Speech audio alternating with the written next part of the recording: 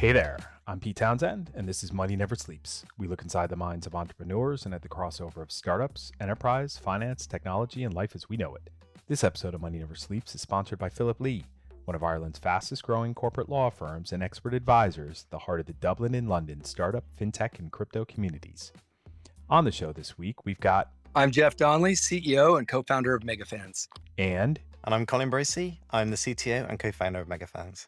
MegaFans is a mobile esports platform and community bridging Web 2 to Web 3 and a play-to-earn environment for gamers, collectors, and developers.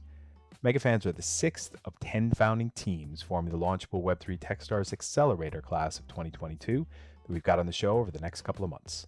In this episode, I talked to Jeff and Colin about how their paths first converged with the predecessor to MegaFans before we get into an in-depth look at the MegaFans platform and how MegaFans are mining Web2 users and bringing them to Web3. Then we talked through the longer-term vision for MegaFans and the esports market overall, and how Jeff and Colin are approaching the big challenges in front of them right now. All right here on Money Never Sleeps.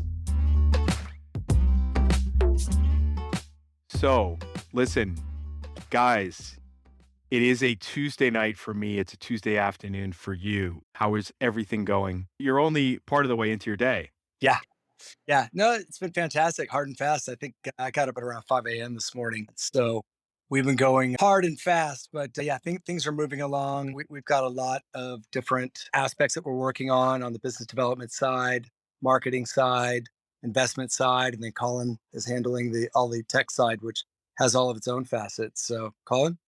Yeah, pretty much the same. Nice 5 a.m. start, which is not as early as the other ones. And most of the other day, throughout the day, I've been interviewing to expand the team and also meeting with the dev team and the marketing guys as well. Cool. All right. Listen, guys, just to get started, why don't we get going with Jeff? And how about you bring us through your backstory and how you got to this very point where we're sitting here today? Sure. The long story, I'll condense it down. So I was an oil brat growing up. My father was in mining and minerals. I lived around the world.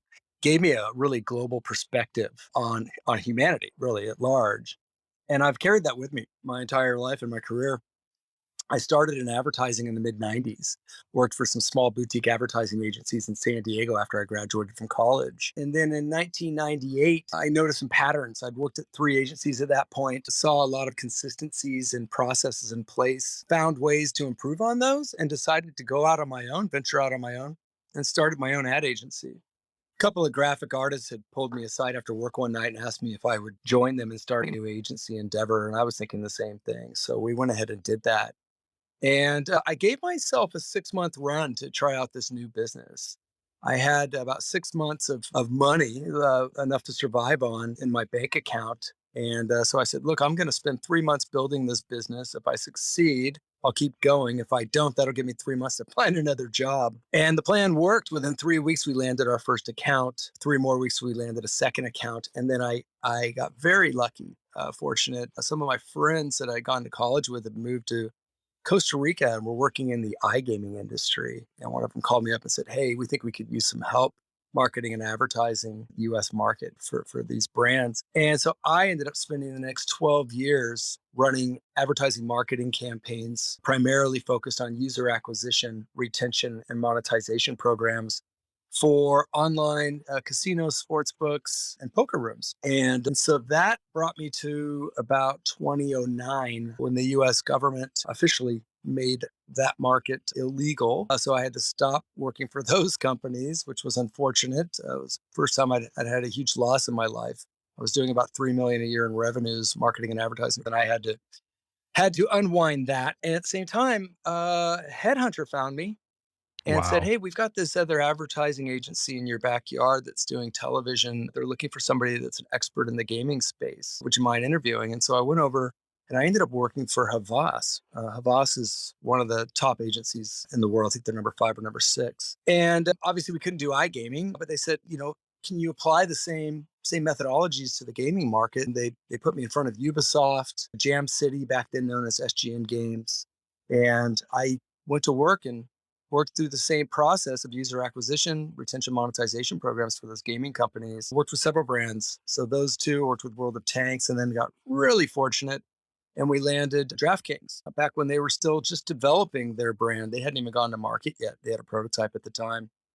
And they approached us and said, look, can you show us a go to market strategy for this? How do we acquire new users? Where's the best place to do it most cost effectively and efficiently? And so went to work for them. And that was sort of my piece de resistance. So I worked with DraftKings and helped them model out and build their user onboarding and retention and monetization programs for about 5 years until they ran into the same issue that the iGaming did. So in 2016, the regulators came out in the US and said, oh, we need to regulate this. They were making amazing amounts of money and growing so quickly. And so I'd already seen that movie, knew how it ended. And so I shook hands and took a golden parachute and jumped out. And at the time, had my eye on this esports space. And so I already had a sense that I wanted to go there. And really my career had sort of culminated to that point. I'd already worked in iGaming, PC gaming, mobile gaming, fantasy sports gaming, sort of in a unique position. And so I went and started another ad agency, a media company at this point, and started working with some other gaming companies while I started building my own. And that's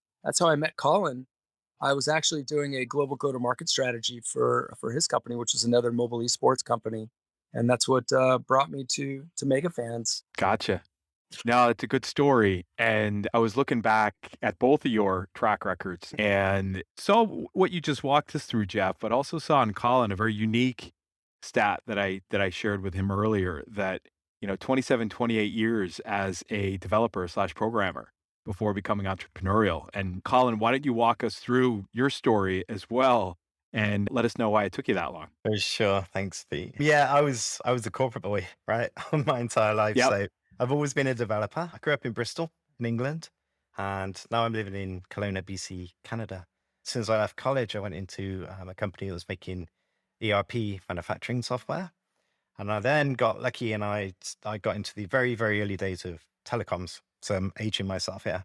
But I wrote the first billing system for a company called Orange, which was way back in the Wild West days of we didn't really know what was going on. About 300 people working for the company. Good times. I then moved from Orange, staying in telecoms, to Vodafone, where I became their UK lead developer. Moved from Vodafone to Motorola, where I became their European lead developer. And quite funny, actually, when working with Motorola, we actually made the first ever over-the-air mobile game, and it was a Nintendo Game Boy, heavily wires coming out of the whole thing. We had a lab built as well in the office, and there was a Nintendo Game Boy bolted onto the back of a Motorola headset, huge thing, and we made a call over the network and actually saw two Marios running on the screen at the same time. So that was my kind of intro into the world of gaming, which is cool. Wow. You know what Yeah. I'm thinking of? I'm thinking of that scene from Lethal Weapon where Mel Gibson picks up that like brick phone, and I'm thinking of that, right? Exactly what it was like. Yeah. Crazy times. I know about 15 people are in this little tiny room as well. So that was good. Awesome. Yeah. I then moved back into the ERP software where I was working for a manufacturing company called TRW, who are a huge automotive aerospace company. I was their European lead developer. And then in 2006, decided to make the leap and move out to Canada. So I moved out to Kelowna, BC. Brought my job with me. I was working nights, turned a bit crazy because I was waking up at 2 a.m., working all the way through till 8 a.m. in the dark by myself. And one night I found myself having a full-on conversation by myself. So I thought, okay, Yeah. time to get a real job. Yeah. So I got a job for a local company in Kelowna doing EMR software, electronic medical records. Then decided to start up my own company. So we had a mobile game company, which was kind of like similar to MegaFans, but based more around sweepstakes. Mhm. So I did the first legal ICO in Canada. So working with the Canadian government and the BC Securities Commissions. Yeah, we did all this stuff. And then at the end, they said, we're ready to go with our big press releases. And they said, yeah, you can't tell anybody about this. So great. So yeah, that was a bit of handcuffs for us Okay. there. I bet. Um, Yeah. No, that's tough when you go through all that Yeah, effort and then you can't actually tell anybody about it. totally. Yeah, that was going to be our big press release, and that's actually where Jeff came into it because Jeff was doing that global go-to-market strategy. So, yeah, it affected him probably more than it did me. I bet. Like, we were so ready to go to tell the world we just did the first legal ICO in Canada. And they said, no, you can't say anything. And the story got Uh, even better. So unfortunately, we had a bad actor in the group who took all the money from the ICO and left Colin and I high and dry. So okay. that's how we got together. And that's how Yeah. Yeah, it's like my buddy Neil Ryan, shout out to him, right? He and I were working at Fidelity together in the '90s, and we had this group of like 4, 5, 6 guys that all hung out together. Then all those guys left, and it was just Neil and me, and we were the only ones left to go out after work to watch Red Sox games. We'd sit there like not really say anything to each other. We didn't weren't really that close, but then through that process of forcing each other to go out with each other to watch Red Sox games at the Boston Beer Garden, we became good friends. So, There you go. sounds like you guys had a similar experience. Virtual, yeah, we were doing virtual beers. I remember we had a few happy hours online, and we were crying. Okay. We were crying All in our right. beers. So, but I was working on MegaFans at the time. I'd had a prototype built, which I had developed offshore, and just to test and market. And Colin called me. We've got you and I. We've got great developers. There was a couple other people on the biz dev side. Why don't we just pull them all over to MegaFans and just take that to market instead? And I said, yeah, let's do it. And so I gave them a crappy prototype that was duct tape and zip ties, right? Basically holding the thing together. They had to do a complete rebuild before we went to market with the prototype. But we did. We started testing it in 2019, and it was just brilliant. Everything actually worked perfectly for us in our favor. So we tested the product in market. It was off chain originally, and tested it in the app stores in various markets around the world: India, Southeast Asia, South America, North America, Europe, a little bit in the Middle East. And then every quarter we'd write a report on our findings. And so we were really estimating, what are the KPIs? We'd make assumptions and we'd challenge them, we'd question everything. And then we go to market and say, well, what does the market say? And we take a real market feedback loop, and then we just kept iterating the product according to the feedback we got from these markets.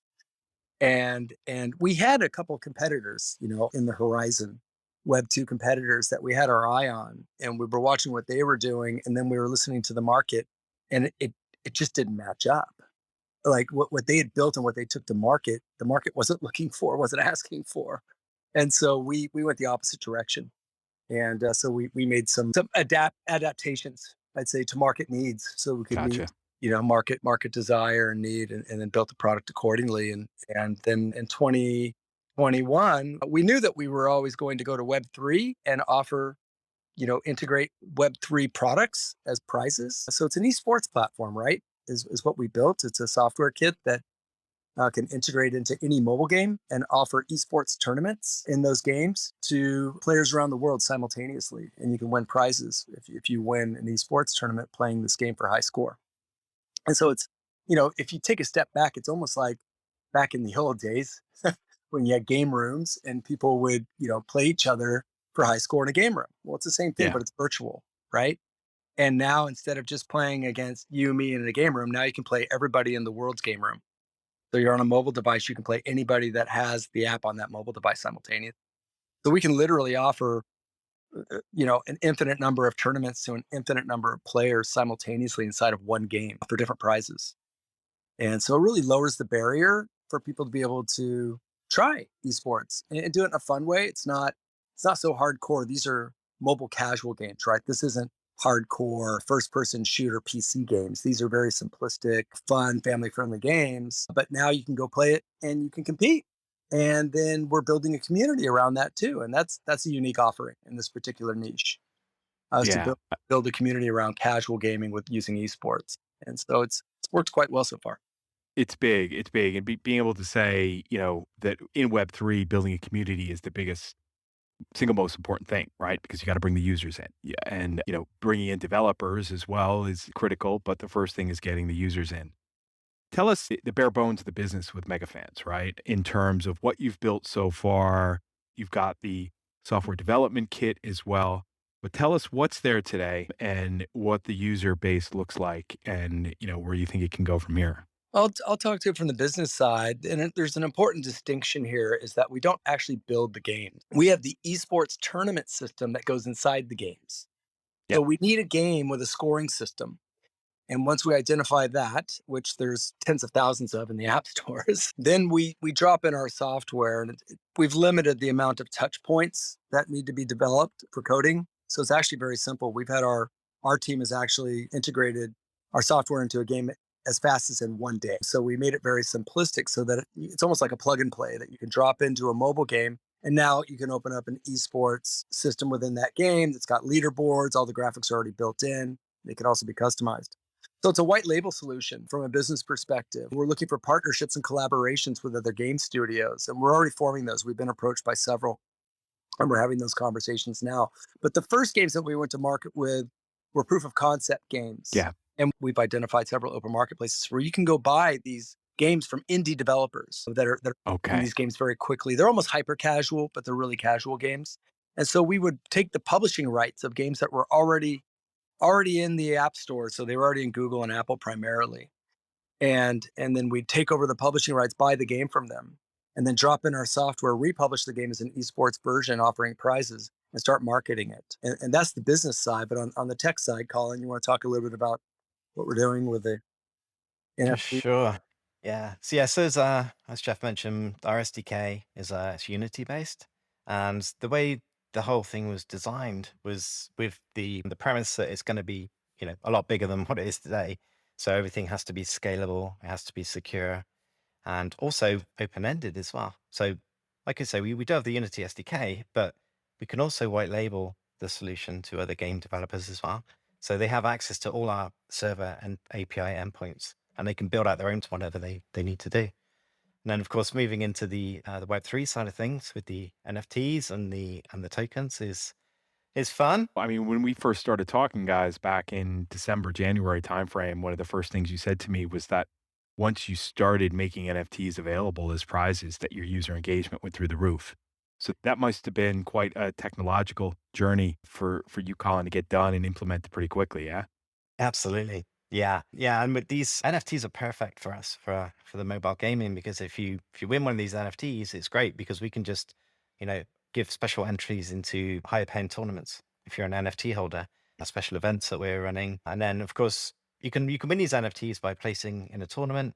We can hide them as Easter eggs, or you can use and then the thing about the NFT is you can sell it on OpenSea if you want, or the unique thing that we're doing is we're giving the owner of that NFT the ability to create their own tournament and give that NFT away as a prize. And then in Ah, return, they get a percentage of the entrance fees, the total entrance fees into that tournament. So it's a pretty good use very case. good. Yeah. Yeah. It sounds like a little bit of a flywheel starting to take hold there. It's a unique offering, Pete, and I might be happy to know we haven't publicly announced it yet. So once this podcast goes live, that'll be the first time the world's heard it, and we're ready. But really, offering cryptocurrency and NFTs to our audience is what activated them. Between the 2 years that we tested and market as a Web2 product in the apps, we gained a pretty decent sized user base. It took us 2 years, though, to get about 150,000 people to register. And we had about 5,000 people following us on social media. But then in December, when we offered the first NFT, our audience started exploding. And between December and April, we went from 150,000 registered users to 375,000 registered users. It's actually, I think it just hit 400,000, and it's growing at a pace. And these are people registering. So we have it's a data capture exercise for us. The reward for registering is that's how they receive their prizes, right? Hmm. Contact them in order to be able to reward them, right? Or award them their prizes. And our social medias went from 5,000 people sort of passively following us on Facebook and Instagram in December to almost 60,000 today. Wow. And it's primarily Discord, Twitter, and then Telegram. And so these are crypto curious. And what we're really doing, Pete, is we're mining the Web2 market. So the mobile gaming market in Web2 has almost 3 billion daily active users. That's 3 billion uniques, people that are playing a casual game on a smart device every day. And we're offering them Web3 prizes. And so what they're doing is they're winning these prizes. And then they're saying, well, wait, how do I access this? What do I do with this? What's an NFT? Well, here, we'll Hmm. show you. So we're building this community around it, and they are engaged and chatting, and they've taken full ownership of this process. So we have this heavily engaged community that's sharing with each other, talking about, hey, speculating what we're going to do with the NFTs, waiting to hear from us what we're going to do, anxious to find out more, but they're so positive and they're so loving and they're so good and they're really enjoying it. And so we really feel we see that this is a true community in the true sense of the word.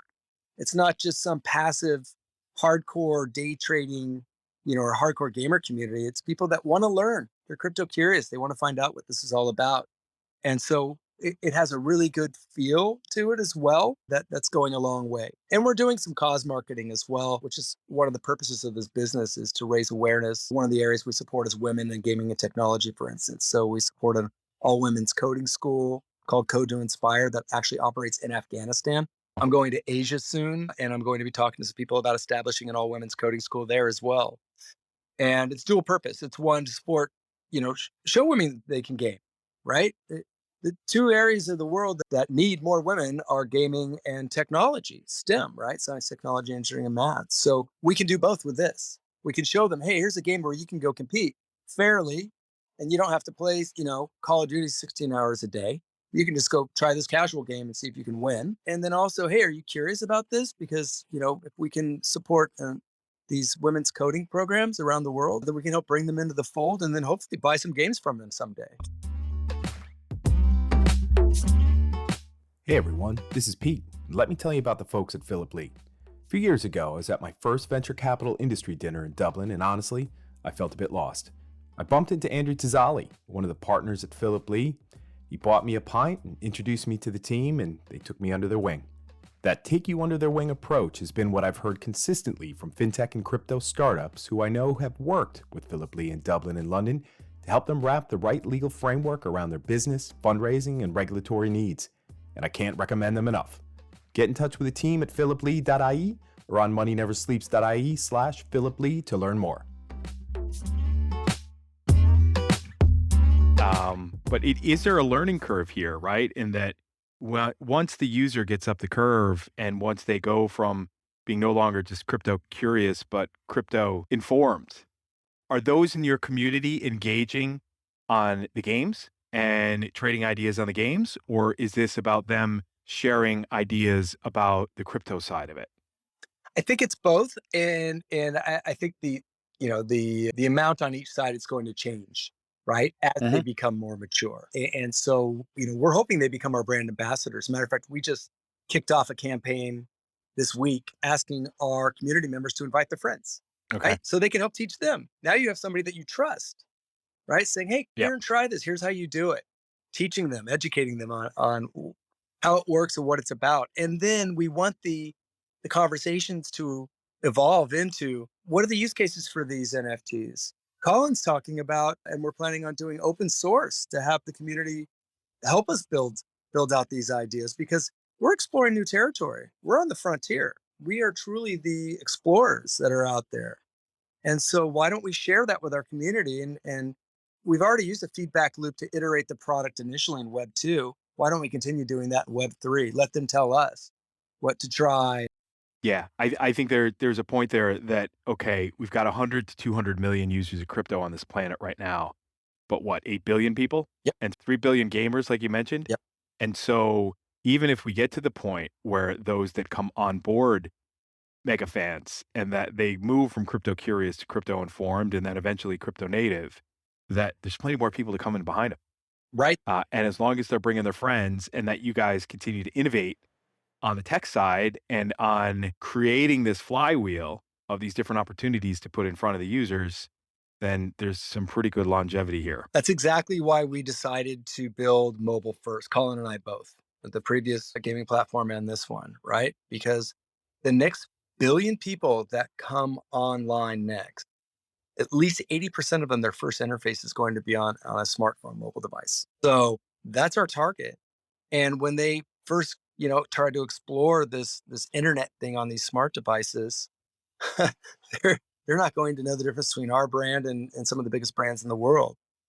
So we have an opportunity there to reach those emerging markets that are just coming online. And I think that Gotcha. builds a real value for large media companies of the world that are trying to reach those people, because they have to go big and broad and deep in their markets. Well, we're nimble and we can open up and move from market to market and hit all the emerging markets as they come online.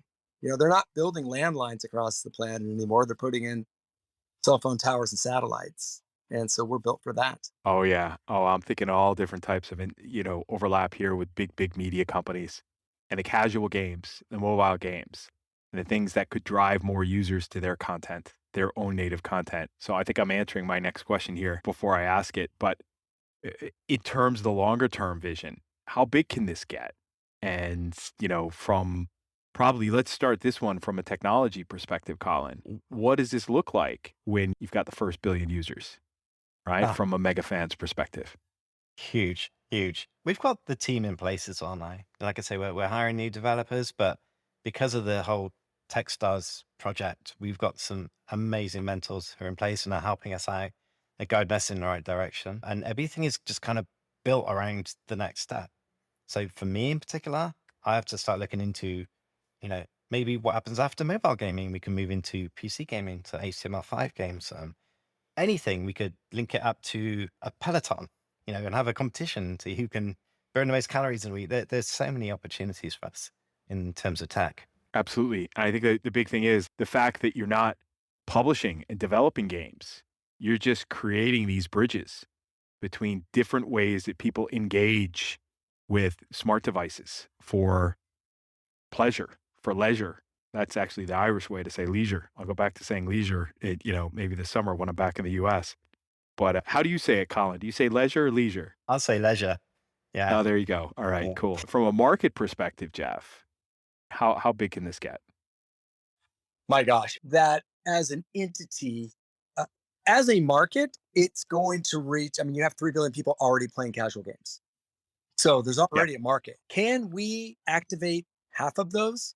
Potentially, if we had the right partnerships, and this is a collaborative process for us, right? It really is about that white label solution. It is about partnering with bigger brands, bigger games, and sharing in our communities, sharing our community with them, and vice versa. So we can grow exponentially based on that, right? So if we found another game studio, for instance, one of the ones we're talking to right now, that also has 400,000 registered users, and we're sharing those, suddenly we have 800,000 users if we integrate into their game. So we just 2x'd. So this can happen very quickly. And, potentially we could reach physically about half of the market. About half of the market's in China. We cannot reach them. There, Yep. there is a firewall there that we can't breach, and they have some restrictions around gaming for prizes. And there's a few other spot markets that also have some restrictions. But potentially, I mean, the total available market to us is approximately 1.5 billion players. And Okay. and there's some of the biggest brands in the world, are going after it. So we know the potential's there. And gamers don't just live on one game. They might play one game most of the time, but as you said, this is a leisure, it's casual gaming, right? It's to take up some downtime. It's, you're on the train or the bus commuting or at the airport, or you're at your kids', football game, or, in the US baseball where you're sitting around for a few hours. And so you're playing multiple different games. What this is a tool set that's a retention and monetization tool, because competitive gaming turns on has a chemical reaction that people have. And so it brings out the competitiveness in people, right? So now, yes, I can play against this casual game, one of our league games, Candy Boo's a Connect 3 puzzle game. I can play against it all day and try to get my high score. But wait, there's other tournaments going on where people are winning prizes. So now my high score, I can actually get rewarded something for that. Your competitive juices start to get released, endorphins, things like that. So there's a natural, innate want or need to compete, and then add in large prize pools. Let's say we're doing, an NFT that's worth, $25,000, $250,000. Let's scale that up with the audience. The more people that join, the larger our prize pools can get. And that creates another stickiness factor. So you have dual stickiness factors there. Competitiveness, which is natural, ease of play. Again, these are casual games that we're starting with. So again, we lowered the barrier, right, for people. So you don't have to be a heavily skilled gamer that's playing for 16 hours a day. You can jump on one of these games and you can practice for a couple hours and become good, right? So anybody can play. We call it esports for all. We actually trademark that. Esports for all, meaning we're offering this to the world, to everyone. So I think we could reach, 1.5 billion people with this, with the right partnerships and collaborations in place. I get it. I get it. And from a technology perspective, Colin, what other innovations does this open up? Right? You guys get this right in terms of scaling the platform. What are the other opportunities that it does open up in order to integrate not just with other markets, but with the technology platforms that others are using out there? And areas that people may not be thinking about right now. Yeah, I mean, this is the beauty of the way it's been written. It's been written with all this in mind. So, like I said, mentioned earlier, we got these open APIs, so anybody can call them from wherever they like. It obviously needs to be secured as well with the API keys, etc., security. But it's really limitless. You know, we can everything's has an open API now. Whether it's a Fitbit, Fitbit have their own open APIs, we can connect to that. And like I mentioned earlier, the Pelotons, it could really be anything. Console gaming, obviously, at some point. Steam has open APIs. It's really kind of unlimited, I think. We're concentrating on mobile games at the moment, but yeah, the next step is, yeah, it could open up anything. Yeah, our Okay. first phase, which we're still in, is to call for 100 games in 100 markets with 100 million players. And we think that's a first good step. And it's an audacious goal, but it's achievable. And we've seen scale like this. Colin and I both have large scale company backgrounds.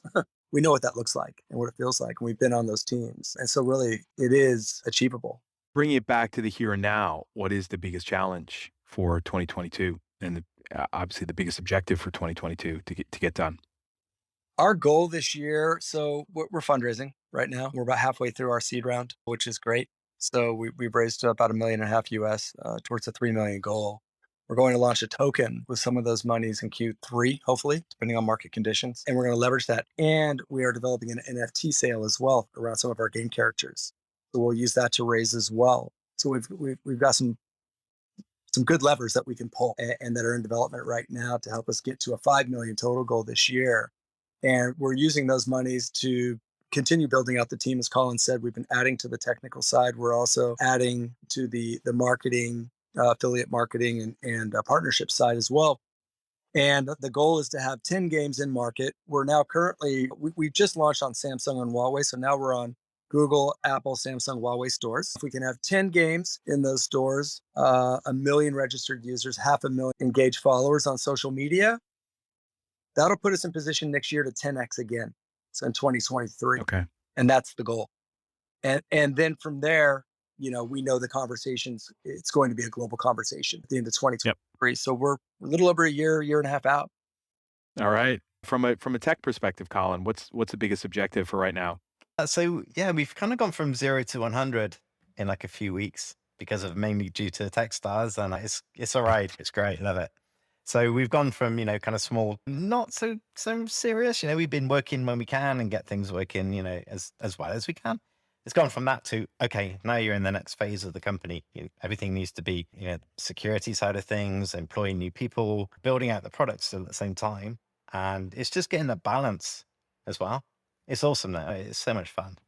Yeah, I hear you. No, and I was thinking about this morning, actually, when I was out for my walk and thinking about MegaFans specifically. And it was something, I think it was Raoul Paul on a podcast was talking about security. You just mentioned it, being that bridge from Web 2 to Web 3, and that you're bringing value into types of platforms that today aren't in mass and where there's not a whole lot of, hey, this is how others have done it before.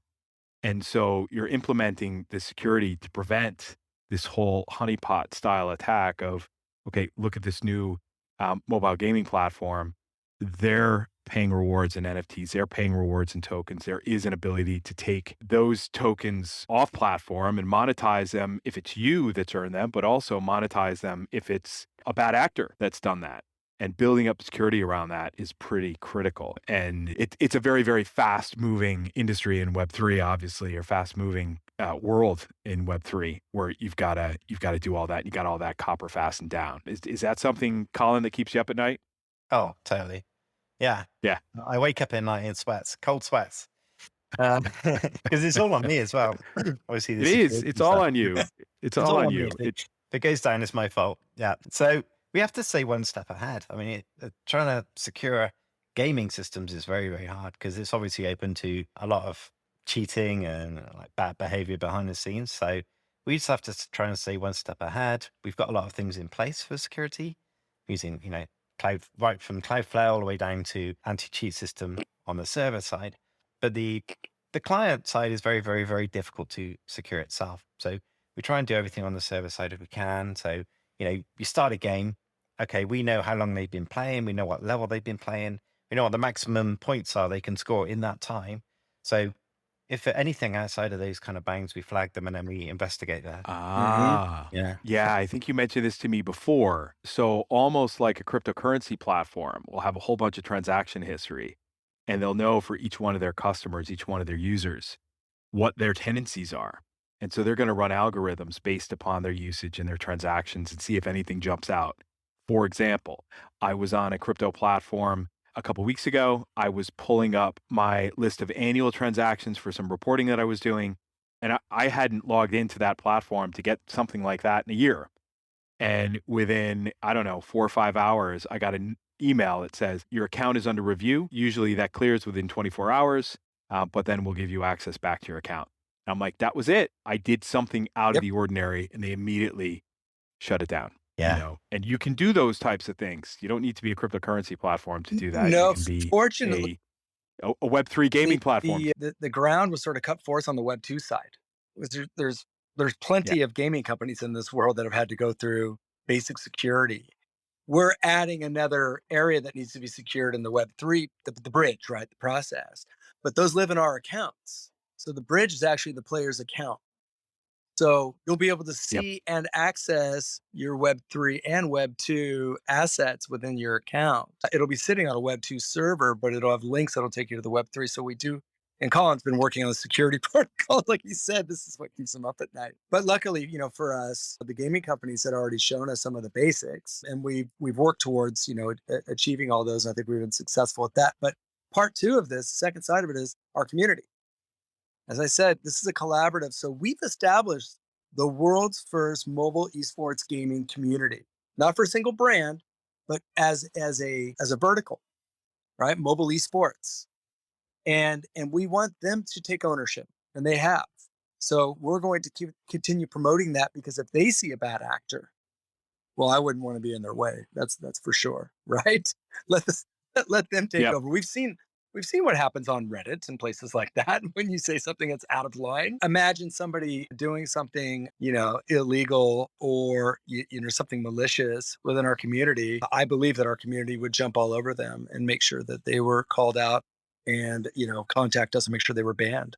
And so we are going to be using that as well. Is our community will be our eyes and ears, as well as what we're seeing in the tech system that Colin's building, these algorithms, right, to watch the metadata and make sure that we're catching anomalies. Yeah. What's awesome about you guys that you're kind of just thinking this, you're kind of like, I was going to say the stealth Web3, but it's not even stealth, right? It's a fact that you're talking about community, and that is a very, very strong Web3 narrative. What you call SDK, or a software development kit, or white label, is a very, very strong Web3 narrative called composability, or Lego block, or the fact that others can build on top of what you've built, right?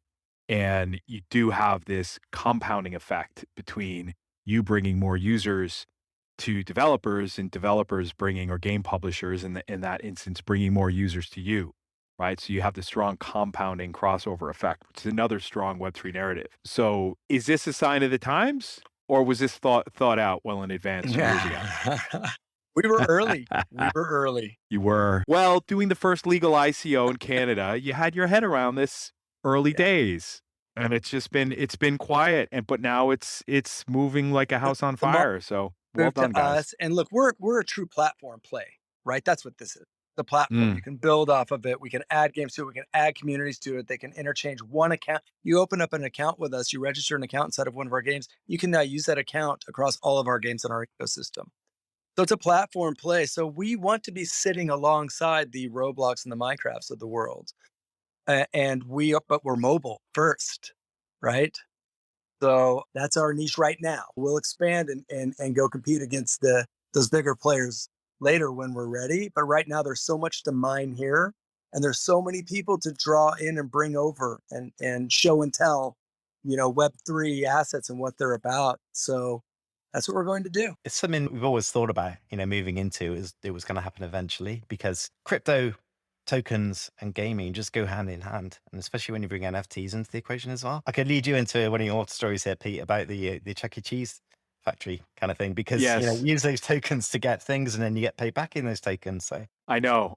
But for the audience out there, I was So I was referring to a Chuck E. Cheese example today about getting paid in tokens at an arcade. And I said, listen, once I saw Kanye West at Chuck E. Cheese. Now, that's a shout out to his Gold Digger song. But I never actually saw Kanye West at Chuck E. Cheese, but I have been to a Chuck E. Cheese. Yeah, on the global side of it, though, you're at least winning once. tokens, right, in our games. And tokens are gaming. Yep. Gamers have been using digital assets since the mid 90s. They've been trading them since the mid 90s. So this is native to the gaming environment. The cryptocurrency is just another digital asset. NFTs is just another digital asset in their world.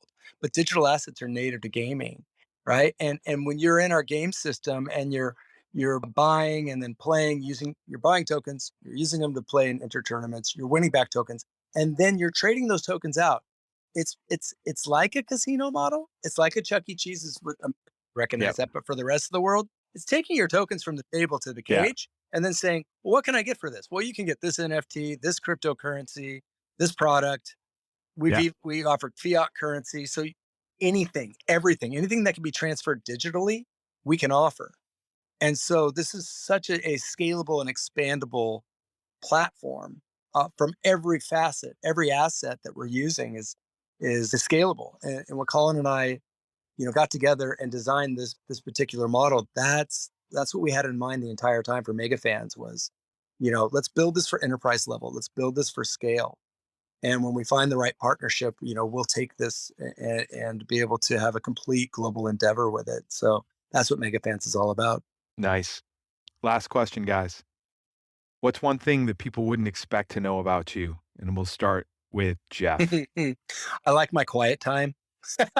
Most people think No, you don't. I'm talking all the time. I really enjoy my time by myself. It's very spiritual for me. I mountain bike, I surf. Those are my moments of reflection. I'm a humanist. I'm very loud about that because I believe everybody, look, as I tell my kids, it's a great day for a race, and they answer the human race. Let's all enjoy the race together. And so I'm going to always work on and build businesses around that premise. And so those are just a couple things about me. Absolutely. Better the human race than the rat race, Absolutely. Colin, what about you? Wow. Okay. Well, I have an embarrassing story about how I ended up in Canada. So I used to be in a marching band. And I just got all these stories about surfing. And there's another guy who works in the company who was an ex-pro snowboarder. Now, I was a drummer in a marching band. And that's one of the reasons I moved out to Canada, actually. So I came out to Vancouver for the Expo 86. It was quite a big thing. And moved out to the interior, which is called Kelowna and all the Okanagan area. Hated it. I couldn't stand it because I was a teenager and everything was going on in Vancouver. All that was here was just lakes and mountains and kind of boring stuff. So spoke about moving out to Canada in the early 2000s and, let's go to Vancouver. That's where it's all happening. But it rains there a lot. So it's very similar to England. Okay, how about Kelowna? See if it's looked on the internet to make sure it's still there. Turns out it was quite a big, heavy tech sector. So wow, that's the story of why I'm in Kelowna. And I try not to tell anyone. Now I've just told the world, but it's all good. And there's a video of me, actually, which Jeff doesn't even know this. There's a video of me on YouTube when I was in the band being interviewed by the BBC. Oh, Colin, I've seen it. You've seen it? Oh, okay. Oh, dude, that's got to make the rounds. That's got to make the rounds. Absolutely. He was a child prodigy. We're all going to see it in a marching band and then becoming a developer for all those years and then finally getting it together with... He's a tech star. That's what he is. He is a tech star. We'll give him that 100%. All right, guys. Well, listen, it was awesome having you on the show. It was a great chat. Really looking forward to our next chat, which will likely be tomorrow at this stage. So thank you again, guys. Pete, this has been great. Thank you so much for being on your show. Yeah, thanks, Pete. And for everything you've done with the Techstars program as well. So really enjoying it. Thank you, guys.